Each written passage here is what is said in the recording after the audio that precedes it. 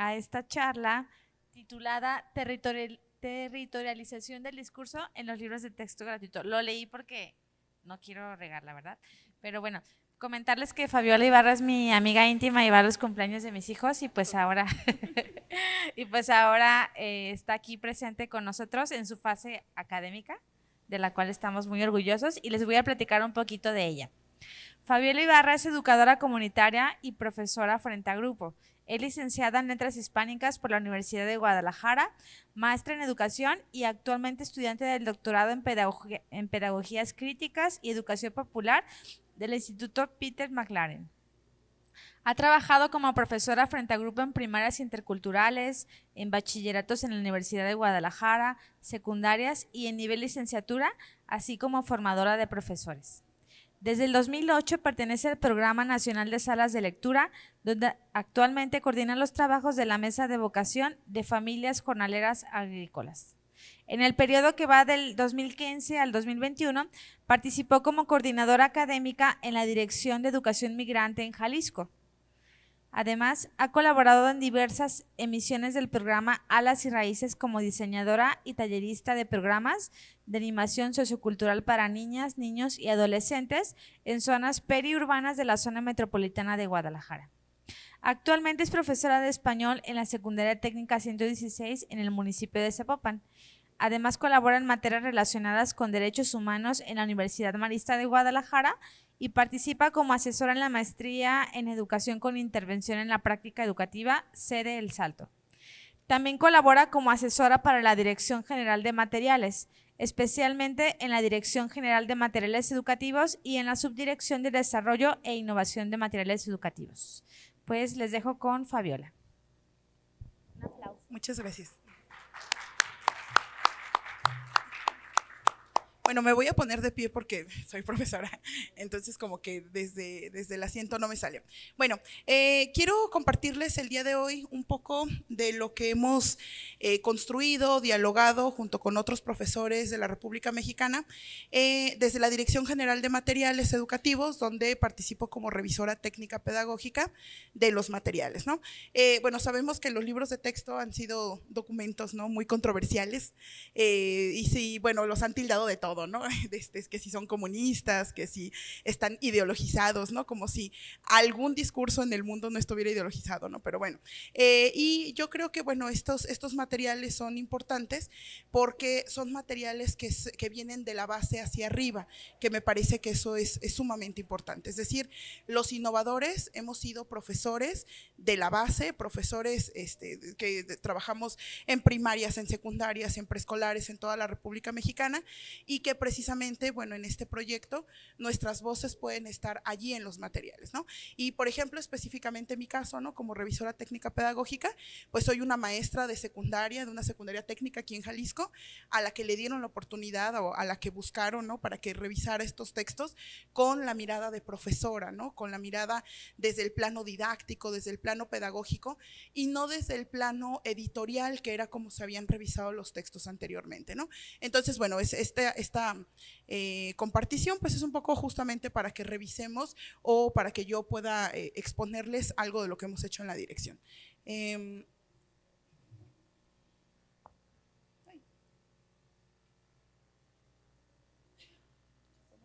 Bueno, la primera acotación que quiero hacer es justamente en el plano del discurso. Yo seleccioné hablar de discurso y no de texto, porque bueno, sabemos que el discurso tiene que ver más con una producción, que puede ser textual o no, que conlleva cierta congruencia, conlleva cierta coherencia entre todas sus partes, ¿no? Y además que nosotros pues hemos repetido muchas veces, ¿no? La lectura, la escritura, el discurso son los vehículos naturales del conocimiento, ¿no? Entonces es un término con el que estamos de alguna manera familiarizados, ¿no? Y bueno, ahora nosotros tenemos desde las ciencias del lenguaje, desde la semiótica, no solamente el discurso oral o escrito, sino que también tenemos los discursos visuales, los discursos audiovisuales, los discursos sonoros, que para nosotros, las maestras y los maestros, pues han sido de gran utilidad para el plano didáctico en el aula, ¿no? Entonces, bueno, tenemos esta parte del discurso. Pero una cosa que ha causado bastante controversia tiene que ver con la parte social del discurso, ¿no? Es decir, seguimos como en esta visión positivista, ¿no? En el que las ciencias se supone que tienen que ser lo más objetivas posible y que no tendrían que convivir con las intersubjetividades, ¿no?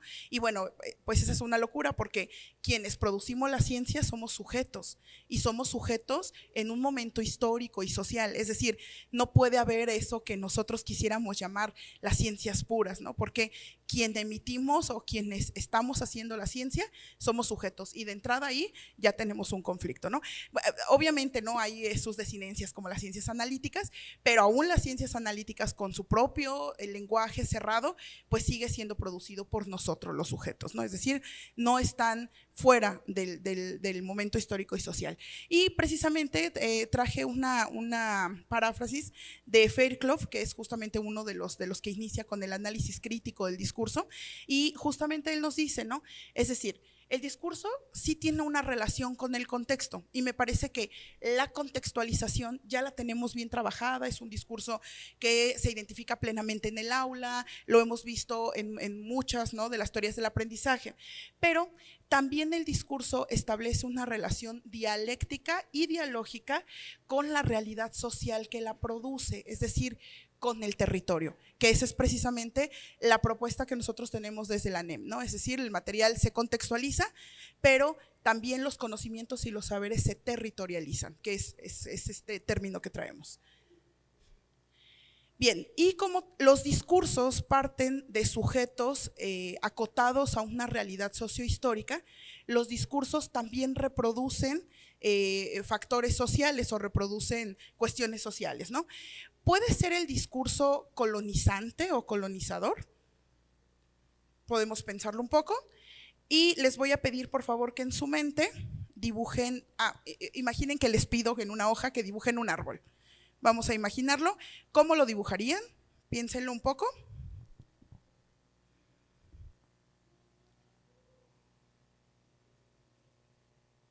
Ay, creo que ya no sirve. ¿Lo dibujaron así? ¿Verdad? Si estamos colonizados, un poquito. ¿Por qué no nos imaginamos un huizachito o un guamuchil, ¿no? Hasta un tabachín, a lo mejor, ¿no? Pues porque cuando estábamos en la primaria, la maestra nos decía, vamos a dibujar un árbol, y dibujábamos el árbol así, ¿no? Con manzanas a veces también, ¿no? Nos decían, hay que dibujar una casa, y dibujábamos la casa a la inglesa, ¿no? Con un techo, sí, de 2 aguas, ¿no? Una chimenea, ¿no? Yo en mi vida he visto una casa con chimenea, ¿no? En Mazamitla se me hace, pero no es parte de nuestra realidad, ¿no? Entonces, ¿por qué seguimos reproduciendo discursos que, además de capital cultural, que está bien y es válido, no tienen un nivel referencial inmediato con nuestra vida? Nosotros como adultos, ¿no?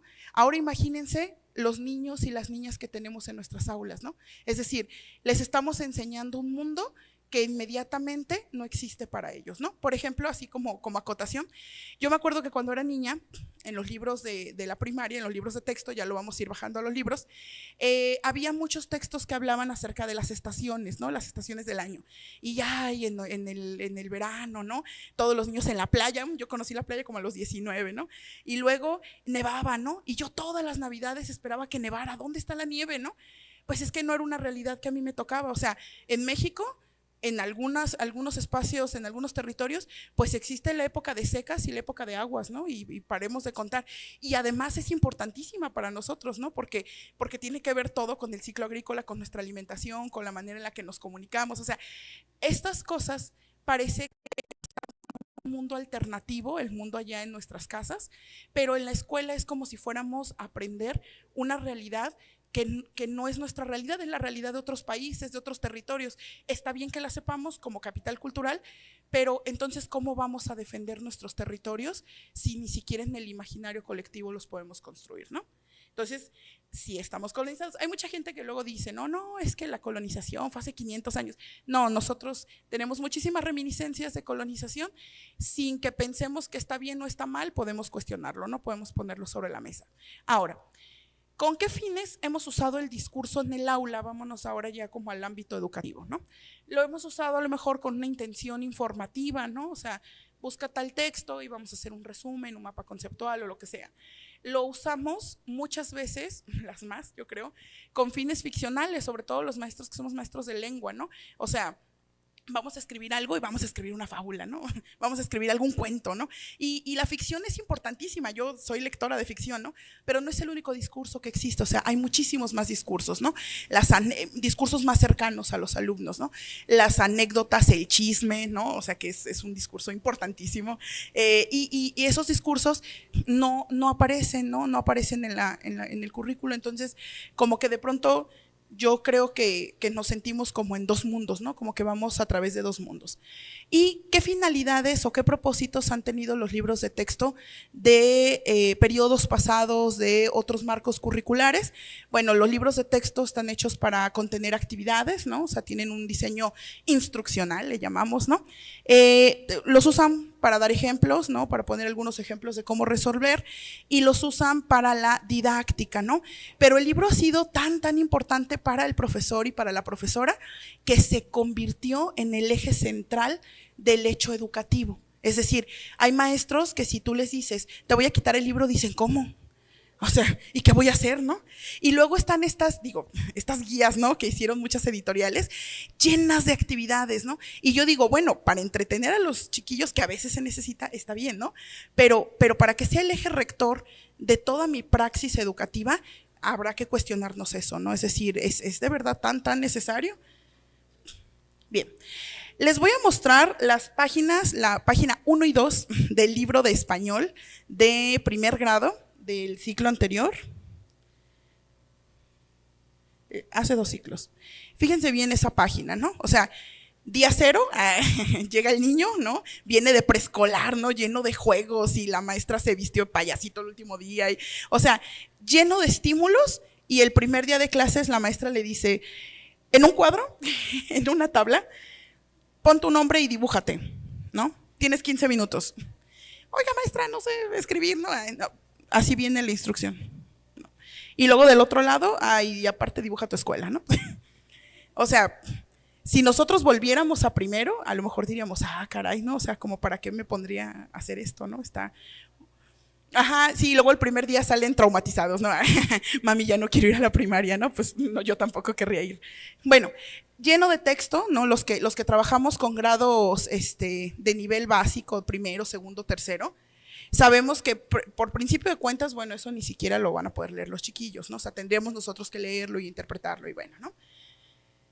Bien, ¿a qué vamos? Bueno, a que la racionalidad instrumental nos ha llevado precisamente a naturalizar y a normalizar estas cosas, ¿no? ¿Qué es esto de la racionalidad instrumental? Todo lo que me pueda servir a mí de instrumento para entretener, para enseñar contenidos, para lo que sea, lo voy a usar, ¿no? ¿Qué? Tablas, cuestionarios ya hechos, espacios para que hagan resúmenes, es decir, parece que ya todo está terminado en el texto, todo es a priori en el documento, ¿no? Entonces, ¿qué podemos aportar nosotros? Pues la instrucción, explicarles, ¿no? Oralmente lo que van a hacer. ¿Qué más podemos hacer? Pues a lo mejor agregarle alguna otra actividad, ¿no? Pero un libro terminado, pues en el ámbito de los libros de texto, no puede ser, ¿no? No puede haber un libro ya terminado que tenga todas las actividades para los 300 y tantos días del año, ¿no?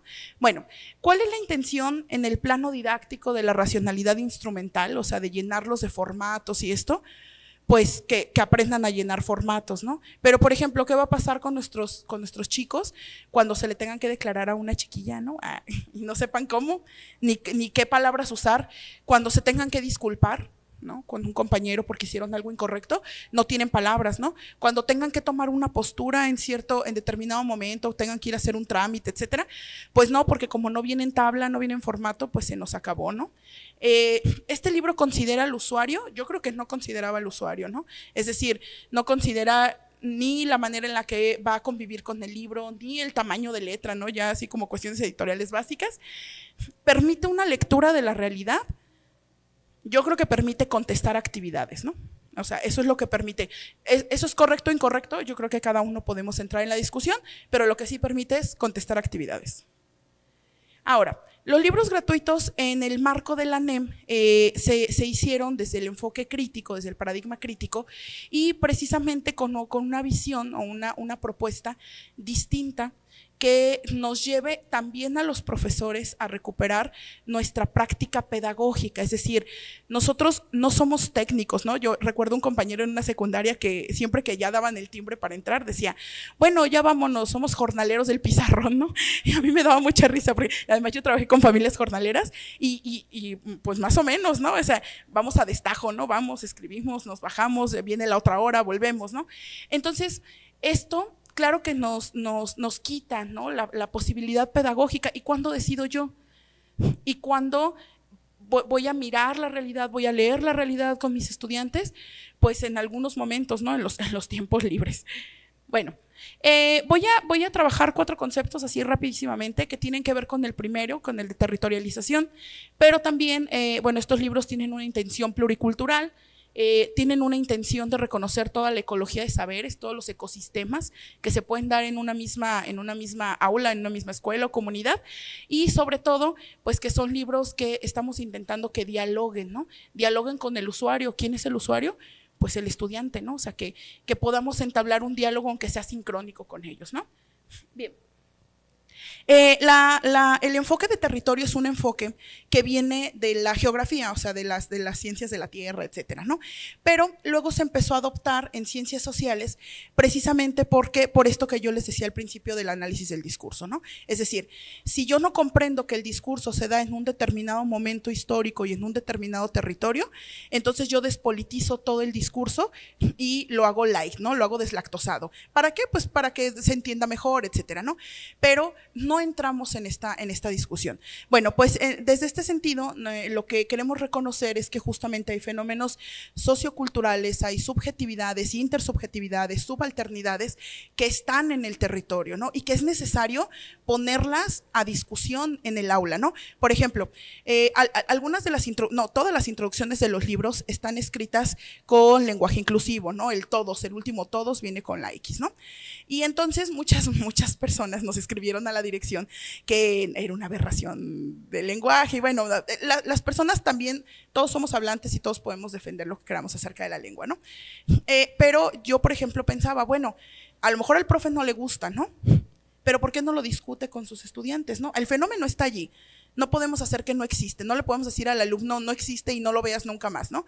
Si hay un espacio para dialogar, pues yo creo que el aula puede ser un buen espacio, ¿no? O la comunidad escolar, independientemente de lo que a priori o como prejuicio nosotros pensemos, podemos escuchar también lo que ellos dicen, ¿no? Y además digo, o sea, ellos utilizan otros códigos y otras cosas que nosotros ni en cuenta y que finalmente ellos también están construyendo su propia lectura del mundo, ¿no? Entonces hay que permitir que esa lectura del mundo llegue, ¿no? Bueno, y que justamente se dinamizan en la vida cotidiana escolar, o sea, todo eso que nosotros creemos, que ellos creen, que ellos saben, que yo sé, que sabe el libro, que sabe el documental que les puse, tiene que dinamizar en el aula, porque si no, pues no hay diálogo, ¿no? Es decir, nada más estamos como en la educación bancaria, ¿no? Que tanto de la que tanto habló Paulo Freire, ¿no? Es decir, no somos un contenedor, ¿no? La información no está allí dada, no son verdades últimas o verdades terminadas, ¿no? El conocimiento, pues justo se va discutiendo y se va dialogando.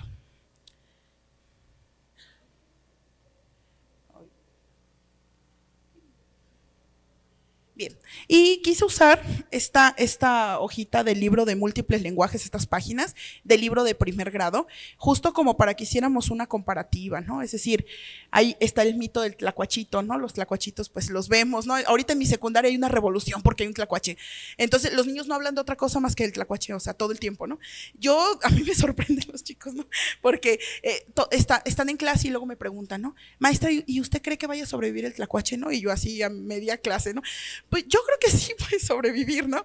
O maestra, ayer vi el tlacuache, ¿no? Es decir, estas cosas de la vida cotidiana escolar que les interesan tanto, pues estamos intentando que algunas aparezcan, porque el libro ni está terminado, ni es la versión última, ni es la única propuesta que existe, ¿no? Es una propuesta más que nosotros podemos llevar al aula, ¿no? Pero bueno, quería que viéramos la página y quería platicarles un poco cuáles fueron las decisiones, ¿no? O sea, queríamos que la tipografía jugara con los textos como ocurre en la literatura para niños y niñas, ¿no? Que ya ocurría, que ya tiene muchos años y que parecía que el libro de texto estaba como en una orilla, ¿no? Como que no lo lograba entender.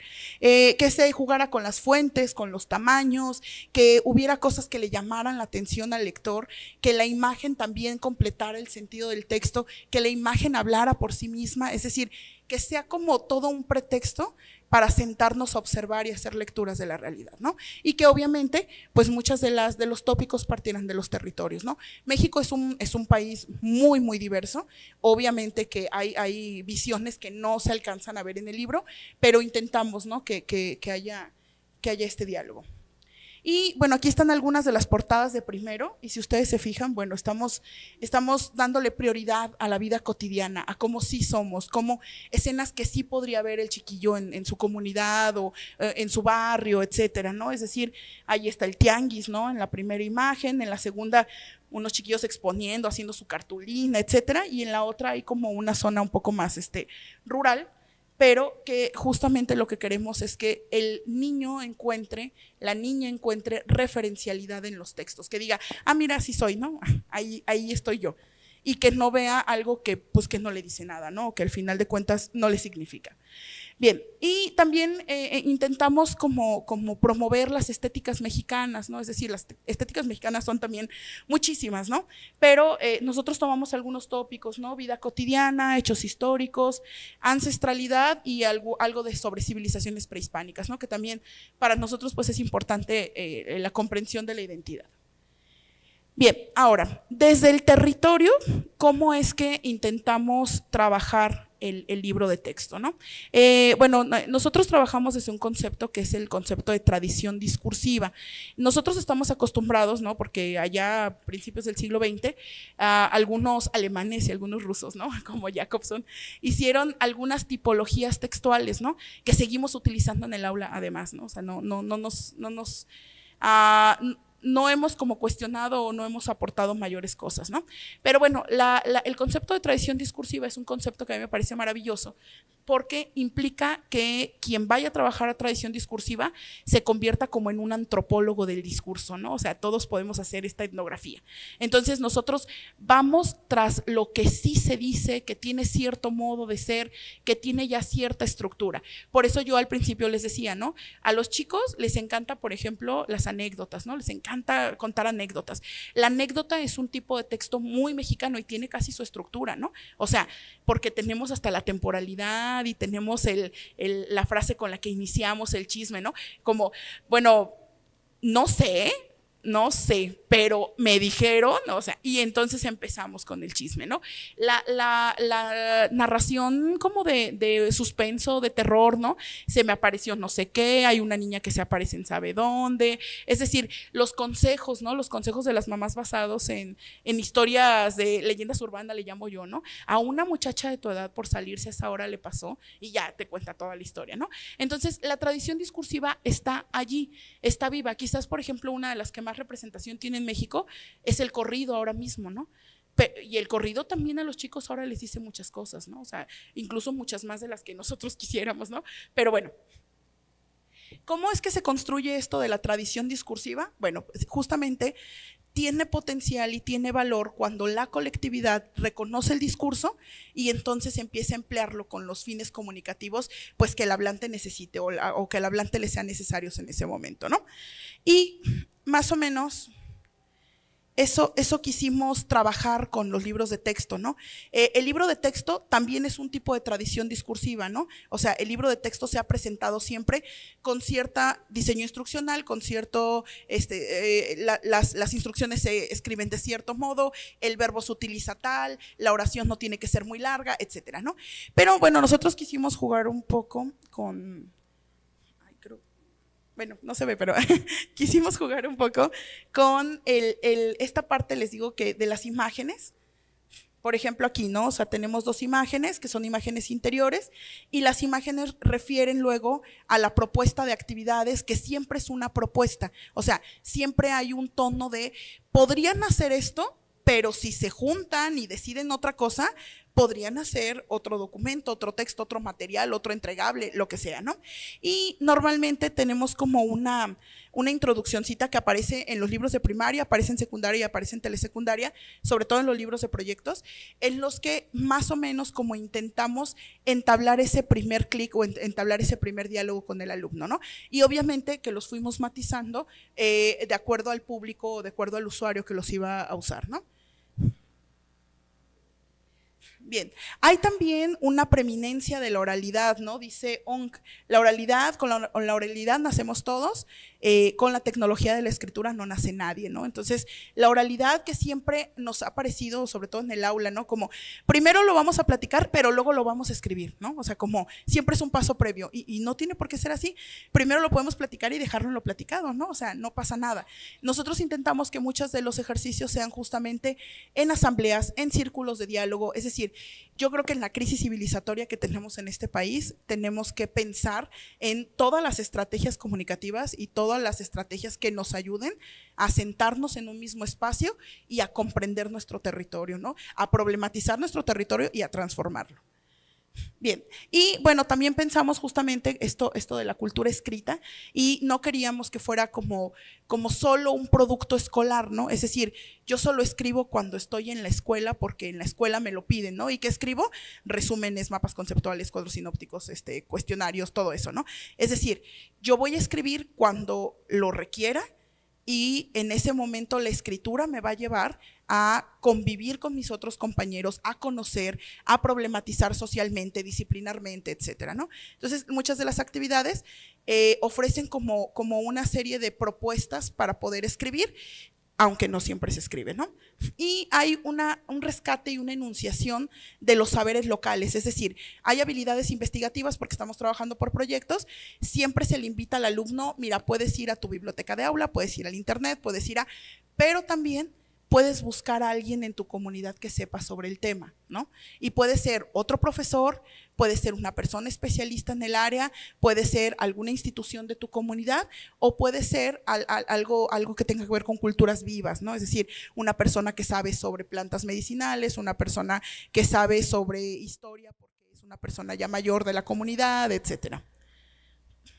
Y eso precisamente nos lleva a la pluriculturalidad, ¿no? Es decir, están los libros, en la colección de libros, están los libros disciplinares, que son una serie de artículos que fueron escritos por diferentes académicos de la República Mexicana, ¿no?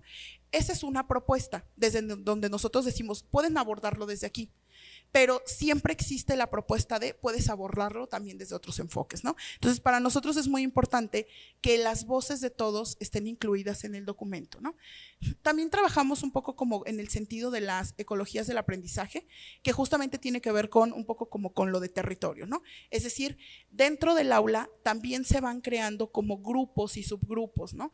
Cada grupo trabaja de formas distintas, se comunica de maneras distintas, como los ecosistemas en la tierra, ¿no? Y entonces estos pequeños grupos que nosotros ya no llamamos trabajo en equipo, sino en pequeñas comunidades de aula, es justamente como es el sentido nuevo que estamos proponiendo desde los libros de texto, ¿no? Es decir, ya no somos equipos aleatorios y a ver qué sale en el equipo, sino somos parte de una misma comunidad, compartimos el territorio y por eso pues nos vamos a poner a platicar sobre esto, ¿no? Y la dialogicidad. La primera parte pues es este diálogo, ¿no? El diálogo que nos lleva a reconsiderar que existen otras tradiciones discursivas, pero que también existen otras formas de ver el mundo, es decir, no hay versiones unívocas del mundo, porque eso no existe, ¿no? Hay muchas versiones acerca de diferentes fenómenos y tenemos que aprender también a escuchar a los otros, ¿no? Es decir, no solo decir quién soy yo, sino también aprender a escuchar quién es el otro. Y la pedagogía de la pregunta que nosotros proponemos casi siempre en el paso de la problematización, que tiene diferentes nombres en los libros de proyectos dependiendo si es de primaria, secundaria o telesecundaria, ¿no? Y justamente la pedagogía de la pregunta, estamos un poco como en contra de la pedagogía de la respuesta inmediata, ¿no? Es decir, quiero respuestas y las quiero en este momento, no. Vamos a darnos tiempo para problematizar, vamos a darnos tiempo para preguntar y en la pregunta si tenemos alguna duda legítima, entonces podemos empezar a trabajar un proyecto, ¿no? Pero no solo empezamos a trabajar proyectos, sino que lo que queremos es transformar la realidad, ¿no? Cuando nosotros decimos transformar la realidad, luego a lo mejor uno se imagina que vamos a hacer la revolución, ¿no? Y a lo mejor sí quisiéramos, pero no estamos a lo mejor en condiciones, ¿no? Transformar la realidad, es decir, si dentro del aula había discursos de odio con respecto a ciertos grupos sociales, y al final de mi proyecto, yo por lo menos logramos entre todos que eso se ponga en la mesa de discusión, estamos transformando la realidad, ¿no? O sea, cuando hablamos de transformación, siempre nos vamos como a lo grande, no, y vamos a derrocar, y vamos a agarrar, y vamos a decir, no, hay pequeños cambios dentro de las comunidades que a la larga son muy benéficos para el bienestar de todos, ¿no? Entonces, estamos pensando justamente como en esta transformación de la realidad. Bien, la gran propuesta de la nueva escuela mexicana que se materializa en los libros tiene que ver con la praxis educativa, ¿no? Es decir, vamos a caminar del instrumentalismo de la práctica docente a la praxis, es decir, a la acción educativa. Y bueno, aquí tengo una cita de Freire. Se involucra con las reflexiones del docente sobre su quehacer pedagógico, lo que decía al principio, ¿no? Es decir, nosotros somos las maestras y los maestros en las aulas, ¿no? No la gente que está en los escritorios, no la gente que opina lo que deberíamos estar o no haciendo, somos nosotros. Y nosotros estamos tomando decisiones pedagógicas, y yo les preguntaría, ¿para qué decidieron ser maestros o maestras? O sea, ¿con un sentido disciplinar? ¿O nuestro sentido es más trascendental socialmente? Yo creo que es más trascendental, ¿no? Porque yo creo que aquí a todos nos ha ocurrido que hay alumnos que más allá de lo que enseñamos, historia, biología, español, llegan con dudas, con dilemas morales, con dudas legítimas, con problemáticas, y nosotros estamos allí y los escuchamos y los acompañamos. Es decir, nuestro trabajo no es cualquier trabajo, es un trabajo muy importante, muy trascendental, y entonces nosotros tenemos que tomar esas decisiones pedagógicas. Claro que podemos investigar, claro que nos podemos conocer, ¿no? Otros modelos, otras versiones, sí, pero finalmente quien está a cargo allí somos nosotros, ¿no? Y quienes están con nosotros son nuestros estudiantes. Entonces, la praxis educativa tiene que ver con esto, ¿no? Es decir, volver a retomar nuestro papel como pedagogos, como profesores, y pensar cómo lo voy a hacer, cuándo lo voy a hacer, por qué lo voy a hacer y para qué lo voy a hacer. Es decir, ya no quedarnos en el instrumentalismo de, bueno, yo soy profe y de español, ¿no? Y si no se saben los tipos de textos, pues ya no fracasé y ya mejor que ya no termine la escuela, o yo lo hice bien, pero el otro no entendió, o lo hice mal y me voy a azotar porque no entendió los tipos de textos, ¿no? Es decir, en este momento, y sobre todo en este momento histórico, la educación en México, decía Freire también, ¿no? La escuela no lo puede todo, pero puede algo. Y nosotros estamos en ese espacio maravilloso del algo, ¿no? De la posibilidad. Y finalmente, bueno, pensar, ¿no? ¿Cuál es la finalidad de educarlos? Y no solo enseñar eficazmente lo aprendible contenido, por ejemplo, en los programas sintéticos, ¿no? Y esa es justamente otra de las críticas que se le ha hecho a la NEM, es que no sacaron los contenidos completos, ¿no? El programa sintético, que bueno, ¿no? Yo soñaba con eso desde hace un montón de años, ¿no? Que no me dieran el programa terminado, que yo pudiera también aportar, que yo pudiera dialogar con el programa, porque si me lo dan terminado, digo, yo siempre he hecho lo que he querido, ¿no? Acá entre nos, pero no de manera oficial, ¿no? O sea, tuve que andarme escondiendo, y yo creo que muchos aquí lo hacemos, ¿no? Andar disfrazando cosas para que parezcan una aunque sean otra, pero ahora tenemos esa libertad, ¿no? A partir del programa analítico, a partir del ejercicio del codiseño. Entonces, el codiseño nos devuelve a nuestra cancha la decisión pedagógica y la decisión didáctica, ¿no? Y nosotros estamos justo tomando esa decisión, ¿no? Decidimos quedarnos en la cancha y jugarlo, o decidimos, bueno, pues lo que venga en el programa sintético, ¿no? Ya que. Y bueno, este es un llamado, ¿no? A la rebeldía pedagógica. Pues yo creo que este es un buen momento para ser rebeldes, ¿no? Es un buen momento para cuestionarnos, es un buen momento para decidir no continuar con una educación que además lo sabemos, ¿no? Lo sabemos. No estaba como llegando a los espacios que nosotros queríamos llegar, ¿no?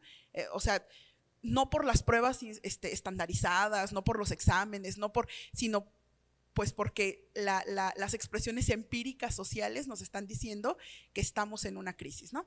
Bueno, esta rebeldía pedagógica solo puede ser posible si se concibe el principio de autonomía profesional como un posicionamiento político que dignifique nuestra profesión. Es decir, tenemos que retomar esa dignificación de nuestra profesión, ¿no? Somos maestras y somos maestros, somos profesionales en lo que hacemos y tenemos que retomar ese papel, ¿no? Esa es como la invitación. Esto que además no es una concesión, porque ha habido muchas luchas magisteriales en todo el territorio para poder lograrlo, ¿no? Es decir, la NEM no es el resultado de la decisión de una sola persona, ¿no? La NEM surge por la presión de muchas luchas magisteriales que estaban cansadas, ¿no? De muchos maestros y maestras que yo creo que como muchos de nosotros que estaban cansados de lo punitivo, de lo castigador, de la observación, de que todo el mundo, pues, ¿se acuerdan cuando salió el documental de Panzazo, ¿no? O sea, éramos flojos, éramos terribles, éramos malos, éramos ignorantes y durante muchos años ese fue nuestro mote, ¿no? Incluso todavía queda como reminiscencia, ¿no? Hay muchos papás que dicen, ¿no? ¿Por qué falta huevón, no? O sea, ¿por qué no viene, no? O ¿por qué hay un día de asueto? No, los maestros deberían trabajar. O sea, nos convertimos en las guarderías más grandes de este país, ¿no? Y yo creo, bueno, yo por lo menos no quiero ser una guardería, ¿no? Es necesario también reubicar el expertise en las y los maestros, así como sistematizar la experiencia pedagógica para pensar y construir didácticas deliberativas y didácticas emancipadoras, ¿no? Es decir, que no lleven solo al alumno a esa emancipación, que nos lleve a todos a esa emancipación, porque también nosotros como profesores la necesitamos, ¿no? Bueno, ¿son 10 minutos con todo y preguntas? Sí, ay, bueno, así súper rápido, me voy a regresar a territorializar. Y bueno, ¿por qué territorializar? Porque no podemos concebir nada sin el territorio, porque ¿cómo vamos a defender nuestro territorio si no lo tenemos identificado, si no es parte de nuestra identidad, ¿no? Hay un articulito muy interesante que, por ejemplo, habla de por qué los jóvenes ahora no se suman a luchas por el territorio, por el agua, por la vida, ¿no? Y decía, bueno, en un país donde se identifican más animales africanos por el fenómeno Disney, o sea, ¿en qué momento la chica o el chico, o nosotros o yo misma, vamos a defender el cerro, ¿no? Los chiquillos no dicen cerro, dicen aquella montaña, ¿no? O sea, pues, es un cerro, ¿no? Entonces, si desde allí, si desde la manera en la que nosotros nombramos el mundo, desde el discurso, lo nombramos como algo ajeno, como algo que no es, pues obviamente no nos vamos a involucrar en ninguna lucha territorial, ¿no? Y esto tiene que ver con un posicionamiento político, ¿no? No es jugar a la escuelita, no es, ay, voy y doy mi clase, ¿no? Me parece que la escuela ahora, ese algo que lo puede hacer bastante bien desde la autonomía profesional y desde la territorialización de los contenidos. Muchas gracias.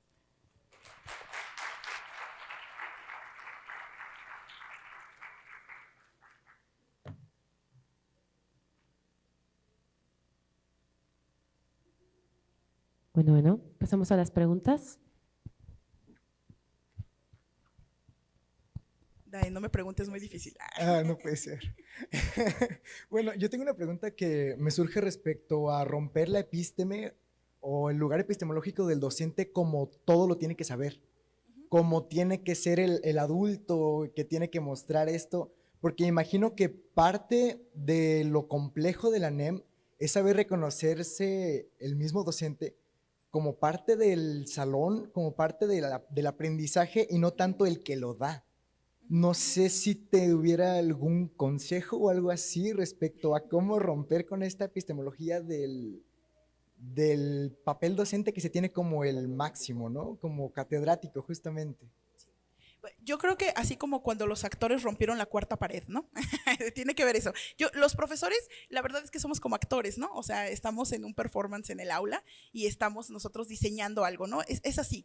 Entonces, romper la cuarta pared tiene que ver con sentarme con ellos, ¿no? O sea, es decir, desde la verticalidad de donde estamos, a veces los alumnos no se acercan, los chicos no se acercan y las chicas, ¿no? Pero cuando, a mí me parece que tiene que ver con algunas formas, ¿no? Cuando te acercas, cuando te sientas, cuando estás conviviendo con ellos mientras están haciendo alguna actividad, cuando ellos pueden participar también de la instrucción, ¿no? O sea, por ejemplo, ¿no? O la instrucción o como sea. Y entonces ellos te dicen, ¿no? Ay, maestra, es que no queremos hacer eso, queremos hacer esta otra cosa, ¿no? Y tú desde la decisión pedagógica dices, ¿también? Ah, bueno, entonces también ellos, ¿no? Creo que tiene que ver con eso, ¿no?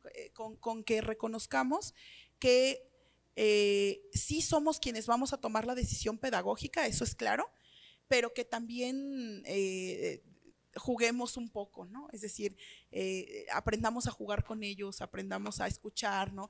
Es una decisión, finalmente, y es una decisión además a mí me parece política, ¿no? No solo epistémica, no solo intelectual, sino política, ¿no? Porque nos necesitamos todos, ¿no? O sea, a diferencia de lo que pensamos con las teorías darwinistas, que además fueron malinterpretadas, ¿no? De que estamos en competencia siempre. Bueno, tenemos a Kropotkin, ¿no? Que decía, pues no, o sea, nosotros evolucionamos con el apoyo mutuo, ¿no? Y eso nos pasa, es decir, si nosotros ahora mismo tenemos una sociedad así en pedazos, pues es porque nosotros nos separamos, ¿no? Entonces es importante como reconocernos como parte de la comunidad. Yo luego tengo así como mis asegúnes con eso, o sea, yo por ejemplo preferiría que los profesores fuéramos seleccionados para trabajar en nuestras colonias y en donde vivimos, ¿no? Y que no, yo por ejemplo soy de Tonalá y trabajo en Zapopan, no me molesta, pero a lo mejor a mí me gustaría trabajar en Tonalá, o sea, hay algunas ahí desinencias también administrativas, ¿no? Pero creo que tiene que ver con eso.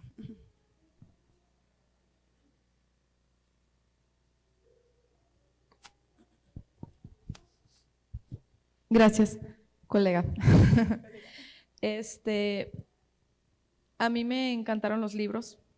Yo los revisé y casi lloro cuando veo el que para mí yo lo llamo el de lecturas, porque vienen puras lecturas para los chavos.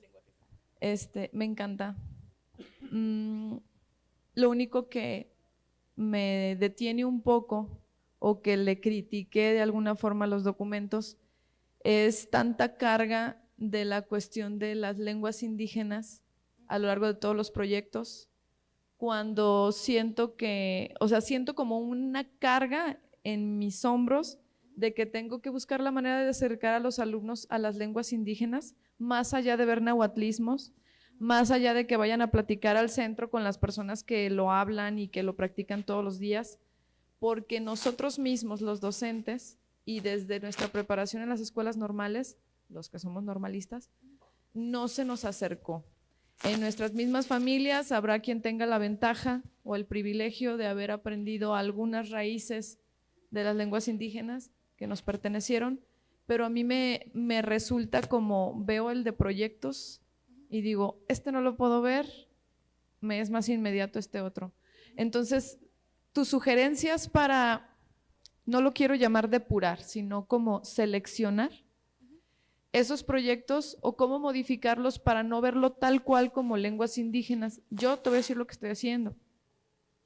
Estoy buscando la manera en que ellos visibilicen las lenguas indígenas en nuestra comunidad urbana. Mi contexto es totalmente urbano y periférico. Entonces estoy tratando de nada más guiarlos en esta parte de respeta, conoce, valora, pero digamos que siento que está desperdiciado esta parte de los proyectos de las lenguas indígenas y como de qué manera, o sea, ¿qué consejo me das? Como para no desperdiciarlos, porque lo siento muy desperdiciado todo este libro de proyectos en la parte donde se enfocan en lenguas indígenas. Ok, bueno, yo trabajé muchos años en la Dirección de Educación Migrante aquí en Jalisco y nosotros teníamos escuelas en comunidades urbanas, o sea, periurbanas la mayoría, donde había niños que hablaban otras lenguas, ¿no? Muchísimas, o sea, había niños que hablaban tunzabi, había niños que hablaban muchísimos purépecha, había muchísimos, menos náhuatl, o sea, eran los menos de hecho, porque aunque es la lengua que más hablantes tiene a nivel nacional, pues recordemos que también es la lengua de las lenguas que más variantes dialectales tiene, entonces bueno, ¿no? Creo que son pertinentes en ese sentido, ¿no? Es decir, yo por ejemplo exploro mi aula, siempre hay por lo menos 3 o 4 niños que sus papás hablan una lengua originaria, pero les da vergüenza decir que la hablan, ¿no? Obviamente yo los escucho, ¿no? Uno que tiene ahí como ya cierto expertise, ¿no? Para identificar otras variantes del español, y siempre les pregunto, ¿no? ¿De dónde es tu mamá? No, pues de Oaxaca, de Guerrero, de Hidalgo, ¿no? y ya, yo he ido a Hidalgo, fíjate que bla, bla, bla, y estuve en una fiesta, y ¿qué hablan, no? Y bajito siempre, ¿no? Náhuatl, ¿no? Con mucha vergüenza. Entonces, creo, o sea, sí entiendo tu punto, o sea, creo que algunos se pueden aprovechar, creo que otros los podrías modificar. Yo, por ejemplo, los modifiqué con variantes lingüísticas del español. Ajá, o sea, porque también no todos hablamos la misma variante y eso también es motivo de discriminación, es motivo de burlas, es motivo de sobrenombres, ¿no? Por ejemplo, porque también muchos de estos otros niños son generaciones que ya nacieron en Guadalajara y que ya no se les considera migrantes ni en movilidad, sino como asentados o residentes, ¿no? Pero siguen hablando la variante dialectal, pues de sus papás porque aprendieron en sus casas, ¿no? Entonces lo podrías llevar como hacia eso, o lo podrías llevar hacia el reconocimiento de otros lenguajes, ¿no? No solamente las lenguas originarias, sino otros lenguajes visuales, otros lenguajes auditivos, etcétera, ¿no? Entonces, como los proyectos tienen esta capacidad, o sea, tú lo puedes ver y puedes decir, bueno, esto sí, aquí ya no es parte de mi territorio, no, entonces ahora esto, ¿no? Y además lo puedes complementar con tu programa analítico, ¿no? Es decir, con las necesidades que tú sí identificaste cuando codiseñaste y entonces ya lo puedes incluir, ¿no? Uh-huh. Y las lecturas, por ejemplo, de múltiples lenguajes, pues se prestan a muchos diálogos, o sea, como que se pueden abordar desde muchos enfoques. Entonces también, ¿en qué grado estás? Tercero y primero de secundaria. Ajá, los libros de múltiples, digo, no han llegado, pero los libros de múltiples lenguajes tienen como de todo. Ah, caray. Bueno, los libros ya se enviaron, ¿no? Los de primero y segundo. No, porque no han llegado a las escuelas es un misterio. pero los libros están ya. Uh-huh. Sí. Le damos un fuerte aplauso a Fabiola López Ibarra. Muchísimas gracias y le entregamos su reconocimiento. Muchísimas gracias, agradecemos su asistencia a su plática. Muchísimas gracias.